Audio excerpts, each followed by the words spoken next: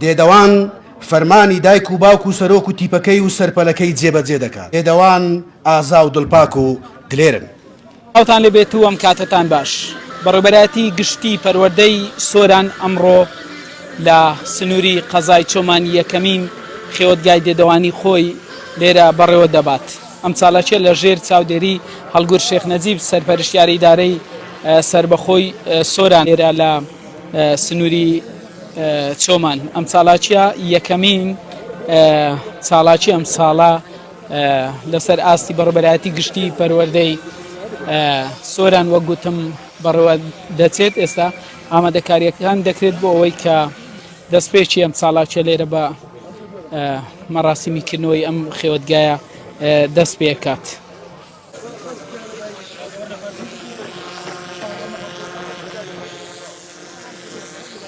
بەڵێ دیارە بادن باوڵ ئەو ئەفسەرە بەریتانیای لە ساڵی 1970 بۆ یەکەم جار لە ئینگلتەرا دێدەوانی ئەنجامدا لە دەست پێشخەریەکی کەی نوێی ئیدارەی سەربەخۆی سۆران ئامادەین. ئەویش خیوەتگای دێدەوانە کە بەشی چالاکی بەڕێوەبەرایەتی گشتی پەروەردەی سۆران هەڵساوە بە ئەنجامدانی. سوێن دەخۆم بەخوای گەورە ئەو ئەرکەی لەسەر شانمە بیکەم بەرامبەر بەخوا و نیشتیمان. گرنگی ئەم چالاکیە ئەم خێوەتگای دێدەوانیە گرنگیشتی تاوان تایبەتی خۆی هەیە. ئەمە ئەو چالاکیێکی زۆر باوە لەسەر ئاستی وڵاتانی پێشکەوتوش.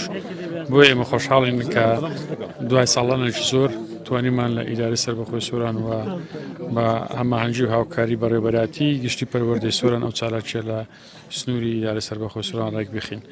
ئێمە هیوامان ئەوەیە کە لە ئایندەدا ئەو چالاکیە زیاتر بەرفراوان بکەین بخین سەر ئاستی هەرێمی کوردستان و بۆ هەموو بەڕێوەبەرایەتەکانی گشتی سەر بە وەزارەتی پەروەردە. ئەوەی کە گرینگە لەم چالاکیە پەیوەندی توندوتۆڵەکانی نێوان بەڕێوەبەرایەتەکانە و مامۆستاکانی وەرزشیە و لە هەمان کاتدا جێبەجێکردنی پرینسیپەکانی وەرزشیە کە خۆی دەگرێتەوە لەو چالاکیانێک کە ئەوان لە ماوەی ئەو چەند ڕۆژێ ڕابردوو ئەنجامیان داوە. بۆیە هیوادارین ئەو چالاکیە چونکە ناوچە ئێمە ناوچەیەکی گونجاوە بۆ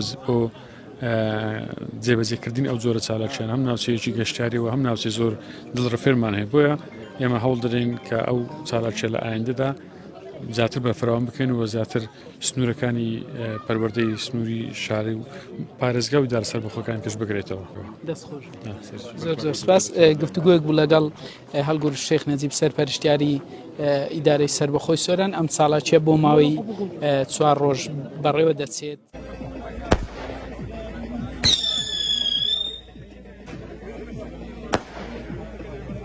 سپاس بۆ ئامادەبوونتان دەستەکانتان خۆشببی. طبعاً بابەتی هونەرێکی کە لە بابەتە هەرە گرنگەکانی خوێندن لە وەزارەتی پەروەردە بۆیە لە پاڵ ئەو بابەتانی کە لە بابەتە زانستیەکانن ئەو بابەتیانن کە لە پۆلەکان دەخوێندرێتن هەوڵماندا خیوەتگایەک لە بۆ هەر چوار پەروەردەی بەڕێوەبەرایەتی گشتی پەروەردەی سۆران بکەینەوە. هەروەکو ئاگادارن کە لە 2009 هیچ خیوەتگایەک نەکرابەوە بۆیە دوای 15 ساڵ بە هەوڵ و ماندووبوونی بەشی چالاکی وەرزشی و دێدەوانی پەروەردەی گشتی سۆران بە هاوکاری بەڕێز هەڵگۆر شێخ نەجیب هەوڵدرا ئەو خیوەتگایە بە ئەنجام بگاتن. بۆیە سوپاسی هەموو لایەکیان دەکەین.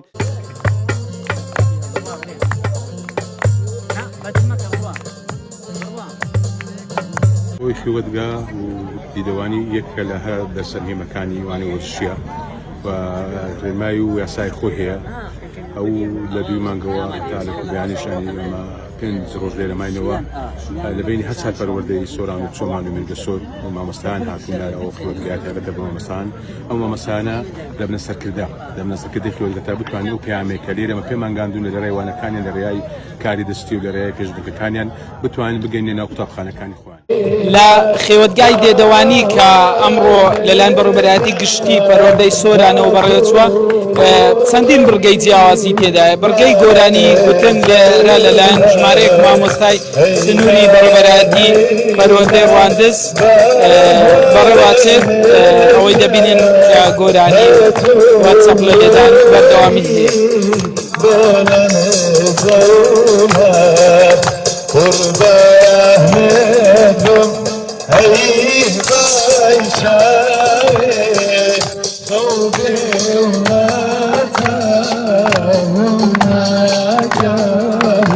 پێشەچی پیرۆزبایی ئەو خێوەتگایە لە هەموو مامۆستایانی سنووری ئیدارەی سۆرانەکەم و بە تایبەتیش پەروەردەی ڕواندز ئێمە وەکو بەڕێوەبەرایەتی پەروەردەی ڕواندز بە 11 مامۆستا بەشداریمان کردیا بەڵام بەشداریکردنەکەش بە شێوازێک داماننا کە زۆربەی قوتابخانانە بەشداری ئەبن لە هەموو مەنتیقەکان بن. بەڵێ ئەوەی بینیتان بەشێک لە بەرگە جیاوازەکانی خێوەتگای دێدەوانی بوو کە بەڕێوەبەرایەتی گشتی پەروەردەی سۆران بۆ بەڕێوەبەرایەتیەکانی خۆی ڕێکخست لێرە و سەرپەرشتیاری دارەی سەربەخۆی سۆران بەڕێوەبەری گشتی و ئەو کەسانەی کە بەشدار بوون باسییان لە گرنگی ئەم جۆرە چاڵاکیانە ئەم خێوەتگانە کرد کە باسییان لەوەش کرد کە بۆ ئایندە و ساڵانی داهاتوو ئەم خێوەتگانە فراوانتر دەکرێت لەسەر ئاسیارەی کوردستان میوانان دێن بۆ ئەوەی سروشتی هەم سنووری ئیدارەی سەربەخۆی سۆران هەمیش تێکەڵایەتیەکی کۆمەڵایەتی لەم خێوەتگانە بەڕێوە بچێت کە وەک سەرپەرشتیاری ئیدارەی سەربەخۆی سۆران باسی